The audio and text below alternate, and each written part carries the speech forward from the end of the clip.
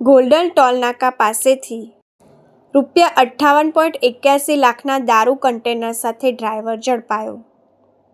વડોદરા શહેર પીસીબી પોલીસે ગોલ્ડન ટોલનાકા પાસેથી વિદેશી દારૂ ભરેલું આઈસર કન્ટેનર ઝડપી પાડી ₹58.81 લાખથી વધુનો મુદ્દામાલ જપ્ત કર્યો છે. પોલીસ કમિશનર નરસિમ્હા કૌમારની સૂચના મુજબ પીઆઈ જે.આર. ગામિત અને પીએસઆઈ વૈવી પટેલની ટીમે બાતમીના આધારે વોચ ગોઠવી કન્ટેનર MS04KF7622 અટકાવ્યું હતું. તલાશી લેતા તેમાંથી ₹43.71 લાખની કિંમતનો 8136 નંગ વિદેશી દારૂ, બિયરનો જથ્થો, રોકડ અને મોબાઈલ મળી આવ્યા હતા. પોલીસે મધ્યપ્રદેશના ચાલક ધર્મેન્દ્ર ચૌહાણની ધરપકડ કરી છે. આ જથ્થો હરિયાણાથી ભરી જંબુસર લઈ જવાતો હતો.